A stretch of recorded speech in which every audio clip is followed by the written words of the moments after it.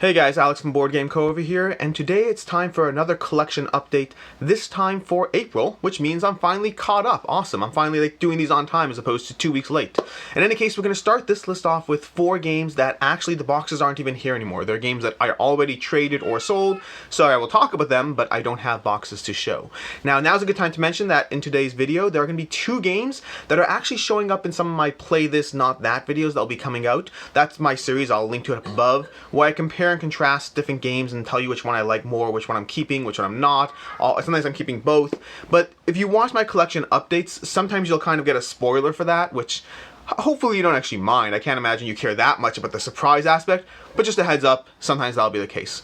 So starting us off, we have Street Masters. Street Masters is a game that I thoroughly enjoyed, but it didn't hold up for me against Marvel Champions. I simply preferred Marvel Champions more. In my Play This Not That video, where I'm going to compare and contrast the two, I'll go into the reasons why and what aspects of it. That being said, I will note, and I cover this in my Play This Not That, I think they are both very, very good games. I don't actually think Marvel Champions is a better game. I think Marvel Champions is a better game for me. Now, what I mean by that is always inherently, whenever I pick a game, it's my opinion, but sometimes there's a further disclaimer of, well, contextually, I actually thought this, but in my game group, it won't see play. Meaning, I really did think both were thoroughly enjoyable, but Marvel Champions is a better game for me, and I didn't feel the need to own both. But Street Masters is good, and I'm still looking forward to Alter Quest, which hopefully will be a great game and different enough that I think it will be different enough, but we'll see. So Street Masters is leaving my collection for April.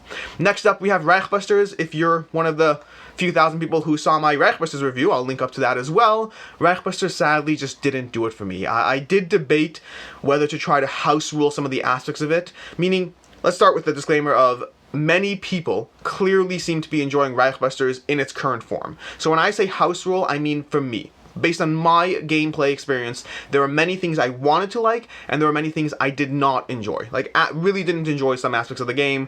I felt it had a ton of potential that was hindered by certain aspects of it, and I really did debate trying to house rule. I actually started putting up a list of things I would change to make it a more interesting gameplay for me and to modify some of the aspects I didn't like. But in the end, I also put my copy up for sale at the same time, and I figured either I'll play test it first or it'll sell first, whichever happens. And it sold pretty quickly, so Reichbusters is gone, and I'll wait till Reichbusters Season 2 or whatever comes out on Kickstarter and see what changes they did or didn't make. It's an interesting one because there clearly are a lot of people who are having the same problems I did, and there are also clearly a lot of people who are enjoying it in its current form, which is great. We are all welcome to have totally different opinions. It's one of the beautiful things about everything in life. Opinions are just opinions. Speaking of which, I actually have a video about opinions that will also be going up at some point. But opinions are fascinating. They're interesting. They can really trigger very strong emotions. When people agree with us, disagree with us, say things that are totally off key, or like things we don't like, dislike things we do like. I mean, the very concept of overrated or underrated in gaming has threads and threads devoted to the topic of, can something be underrated or overrated? Because it really just means your opinion doesn't match that opinion. Anyways, that's a tangent. Next up from there, we have The Others. The Others is another game that will be going in a Play This Not That video, but I won't tell you which one that lost to. You can wait for the video to come up to see that. But The Others is a one versus many game where one person's playing as this sin, this basically one of the 7 sins, you know, envy, greed, lust, or whatnot, and the other players are playing against these heroes trying to accomplish a mission in something city. I can't remember the name for it. Something city. Anyways, this is a game by, come on, Cool Mini or Not, and I did, again, this is another one where I did enjoy it. I thought it was fun. I thought there were aspects of it that I liked, but I didn't love it. I liked aspects of it, and I liked other games more. And for me, the miniature genre with heroes and abilities and powers is one that I already feel pretty overloaded on. I already feel like I have too many games and not enough time to play them to the depth and level that I want. And therefore, The Others sadly did not make the cut for me. I didn't feel... I felt the small things that were bothering me a bit were not enough for me to keep it and for it to see play on a regular basis. In fact, like, let's just say Besieged, for instance. Besieged is another command game that I also feel is subpar compared to other games. But Besieged I can get to the table with myself, alone, solo, or with 2 players, which makes it easier to get to the table. The Others can be played 2-player, can't really be played 1-player, but it can be played 2-player, but it really thrives, I think, with 3 players. I mean, for me, I like the best with 3 players. So yeah, so it's definitely the player count of a game and how often that play count will see that type of game can affect whether I keep a game. And in this case, I felt the others and Besiege were both subpar in my collection, but Besiege can see more play. But subpar means they're both great. Just the people that they are fighting against, the games they are being held up against, are ones that I prefer. And finally, from the games that I don't have boxes for, is Machi Koro Legacy. Now, Machi Koro Legacy is obviously a throwaway. Well, not obviously, but I did finish it. I finished all 10, I think it's 10 games, so it's a bit of a throwaway because Legacy games do go away. But ultimately, Machi Koro Legacy is a game that I did enjoy. I did not love it. I did not think it was amazing or incredible. It was a light, fun dice chucker that I played with my wife and daughter. We enjoyed going through it. It's basically Machi Koro with an evolutionary thing. Wasn't so into the story, felt a little weird to me, but ultimately it's basically just, you know, a little Catan light style game where you have dice, you buy cards, roll dice, get more stuff, buy more cards, roll dice, whatever. For me, Valeria Card Kingdoms is the game that I most prefer in that genre, and Space Base is one I constantly keep debating getting back, but right now, Valeria Card Kingdoms is the clear win for me. Machi Koro Legacy I played because I wanted to play a Legacy game with my daughter. I like introducing my kids to new types and styles of games, and while they are currently playing Zombie Kids Evolution as well, Machi Koro Legacy was one that I played and is now gone. Finally, we're down to the last 5 on this list, which are 5 games that are actually boxes here. Now, I'll start with the first throwaway of Clank Legacy Acquisitions, the character pack. This is not the full game. The full game is here. There we go. The full game's over there. I plan on playing the full game, and I got this because I get things sometimes when I shouldn't, and I don't anticipate playing Clank Legacy once I'm through the Legacy game. I've played regular Clank, I enjoy it, I don't love it, and I like Legacy games enough that they usually give me more of a boost to enjoying a game. So I got this because I was like, oh, more Clank Legacy, but then I kind of realized after the fact that it doesn't really help you unless you're playing through the campaign multiple times or playing it post-campaign. So I figured I'll leave it in shrink, turn around and trade or sell it. But yeah, if you know if there's a reason to keep that, this is specifically the upper management pack. If you think there's a reason I should be keeping that or playing with those characters because they're better, more fun, let me know. Maybe I'll change my mind. But ultimately, I'm just getting rid of it because I don't, based on my expectation for Clank Legacy, I don't anticipate it being played. Next up, we have Unstable Unicorns. Now, you might be surprised to even see this here, but my daughter loves unicorns and she wanted this game. She got it, she played it. She did not like it. Now, don't get me wrong, she likes gamer games, so to speak, but she also likes a lot of like lighter games like Sleeping Queens or anything, Sushi Go. Sushi Go is actually a pretty good game, but she likes a lot of these lighter games. She has a pretty high tolerance for games, but she did not like Unstable Unicorns at all. And she loves unicorns. That was like a fairly big critique on the game, and we kept it on the shelves for months because she liked pulling out the cards and looking at them, but then eventually she's like, we should probably trade this one because we're just not playing it. So that's her choice, not mine. Next up, we have Letter Jam. Letter Jam is an interesting one. It's possible, just for the record, sometimes this does happen with games that I put on my trading away list. This might get played before it actually ships out the door. And if it does, then maybe our opinions will change. I don't think so, but it might. This is a cooperative ward building game, meaning there are a lot of ward building games out there. I'm not going to remember any of them. There's Paperback, there's Hardback, there's Ward Domination. There are a lot of these games out there that involve building wards that are interesting. Meaning they're not Scrabble, they're gamer games involving building wards. And I all think they're interesting, but my biggest complaint historically has been that someone can just sit at the ward, someone can just sit there and try to think of the longest possible ward they can, just take too much time.